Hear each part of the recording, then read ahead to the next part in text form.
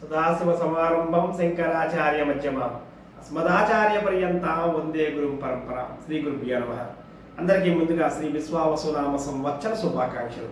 ఈ యొక్క రాశి ఫలాల్లో సింహరాశి వారి యొక్క రాశి ఫలాలు ఏ విధంగా సింహరాశి వారి యొక్క ఆదాయం 11, వ్యయం 11, రాజ్యపూజ్యం 3, అవమానం 6.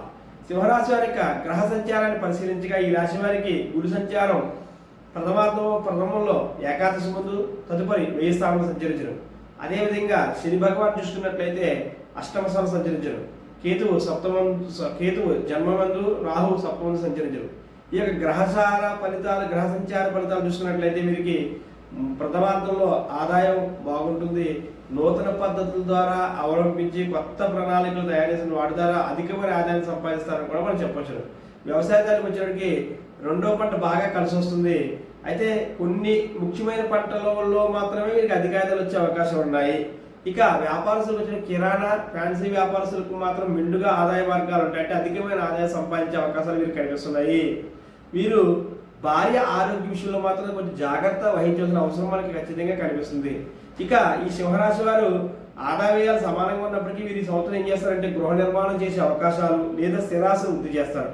అంటే ఆదాయంతో పాటు వ్యయం సమానంగా ఉన్నప్పటికీ వీరు ఆ వ్యయాన్ని ఎక్కడ ఖర్చు పెడతారంటే నూతన గృహ నిర్మాణంలో కానీ స్థిరాస్తిని వృద్ధి చేయడంలో కానీ ఖర్చు పెడతారు. కాబట్టి అది తదుపరి కాలంలో సంపదగా మారుతుంది. కాబట్టి వ్యయం ఆదాయం సమానంగా ఉన్నంత మాత్రాన వీరు భయపడాల్సిన అవసరం లేదు. అది కూడా సంపదగా మారే అవకాశం మనకు కనిపిస్తుంది.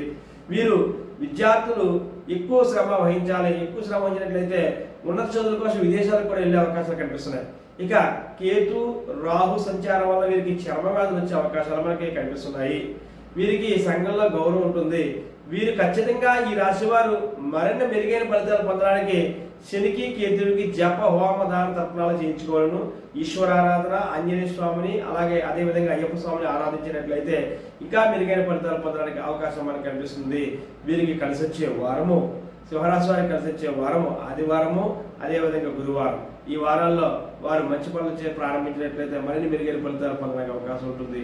శిశుసాగర పర్యంతం గోబ్రాహ్మణ స్వస్తి. ఇట్లు శ్రీ గురుపీఠం ఐ వెంకటేశ్వర సిద్ధాంతి.